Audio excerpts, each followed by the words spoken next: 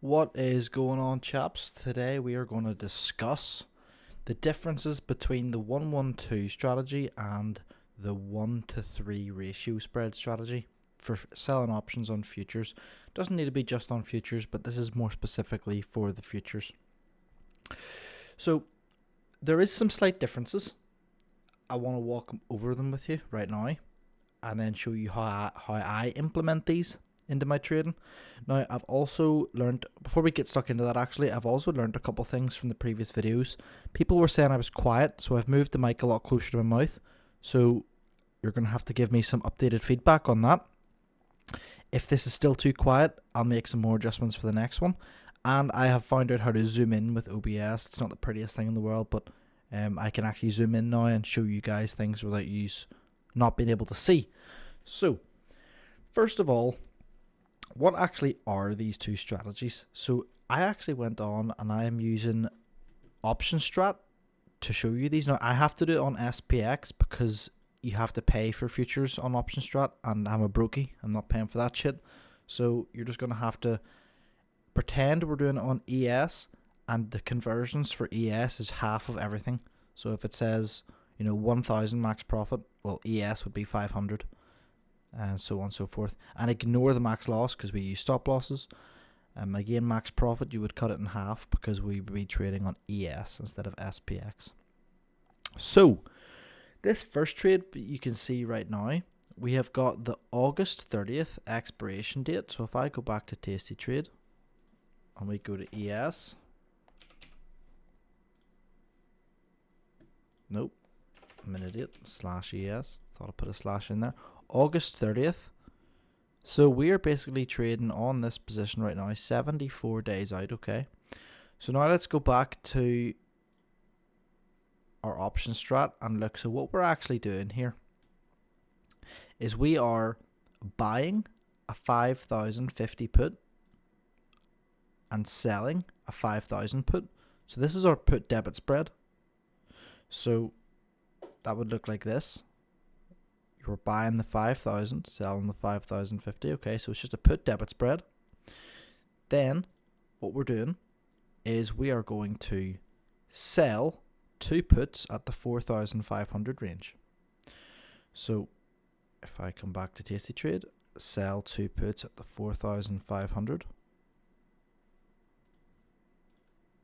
So what you can see now is this is going to collect us $575. The max profit of 3,000.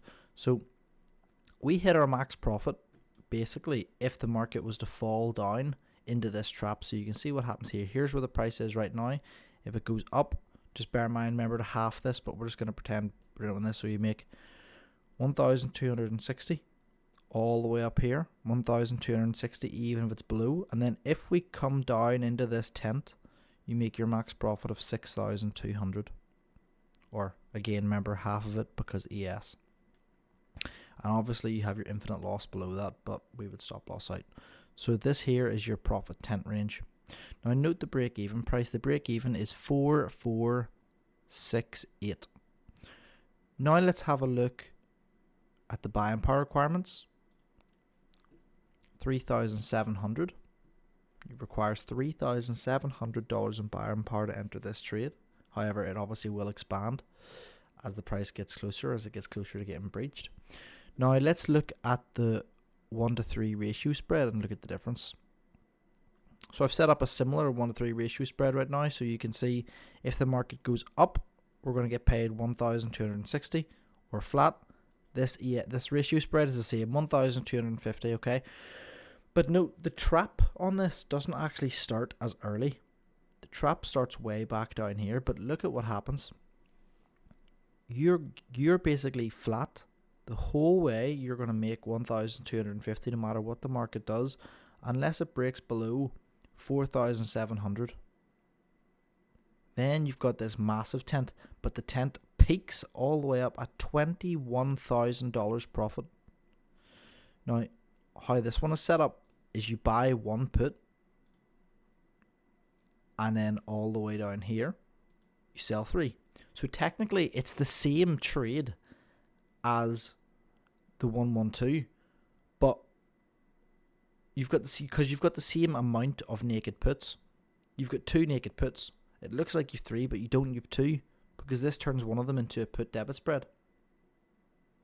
So it's a very wide put debit spread and 2 naked puts, whereas a 112 is a tight put debit spread and 2 naked puts. So it's in essence the same thing, but all we're doing is we're manipulating this put debit spread so we can change the size of this trap. Now look at the break even price, 4468, but if we go back to the ratio, 4393. Okay, that is why this is a safer trade. This is a safer trade from a premium collected point of view because we have a lower break even price. And as theta decays these 4,500 puts, this bot put is going to protect us a lot faster than on the 112 would. So, if the market was to crash as soon as you enter this, yeah, you're going to get toasted either way. But if the market was to crash a month or 2 down the line, a 112 compared to a 1-to-3 ratio, you will be more protected on the 1-to-3 ratio. So back to here, let's set this one up now. So what we seen on this one was what did we do? We bought the 4,700 put. So we bought this one, and then we actually sold, what's the strikes? 4,500 right here, and we sold 3 of them. So you can see, look at the buying power requirement. So it requires less buying power. We're making the exact same amount, but our max profit is way higher, and our break even is lower. So in pretty much all instances with safety, the 1-to-3 ratio spread is cheaper, is safer.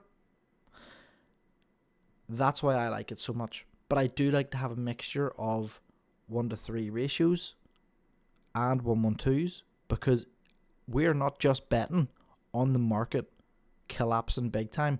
Even if we get a nice slow pullback, we want that wider trap of some of the 112 positions to collect us a lot of premium. If we can hit a max profit on some 112s on a slow pullback, that would be fantastic. These 1-to-3 ratios are more of a hedge for a crash as well as paying us. So you got to look at it like that. Now, you can do these monthly, you can do these 120 days like our 112s, but my favorite to do these is I like to do these about 35 days to expiration, which gives me a fantastic hedge on the account. And I'll just show you right now a very safe one that I like to do. So if I was to come out, I would do, let's say, 35 days to expiration. Let's go all the way down, and we're just going to experiment here for a wee second and see what we can come up with. So let's try the 4,400 strike. So if I sell, I don't know why I keep getting all these black boxes. It keeps glitching every time I start the recording, sometimes on Tasty Trade. What we can see here, we're getting paid $255 for 35 days. Requires 3,500 buying power. But now let's come in here and let's try and buy some protection. Drop this to 1. Okay, look at this now. So, in fact, we'll go a wee bit higher. Okay, so if we look at this, what we're actually... Okay, it's completely glitched now. Okay, I've completely fucked it. Anyway, I'll just zoom you guys in down here, and then you'll be able to see what I'm talking about.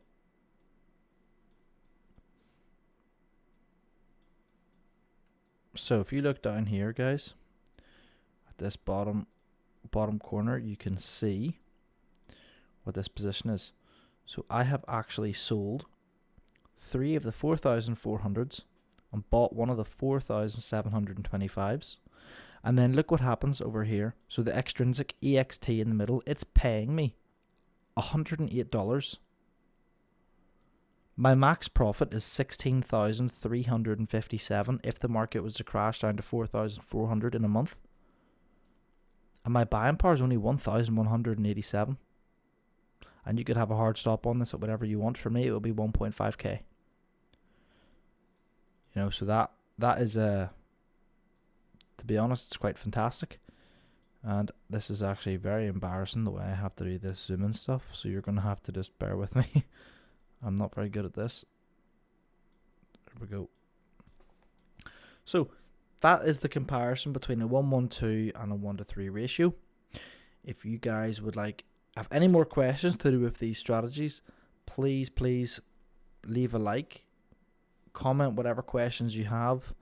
I'm trying to boost myself in the algorithm here, as you guys know. Starting off quite new here. Link, as always, link to the Discord is in the description. And yeah, hope to see you guys over there. Thank you guys for watching.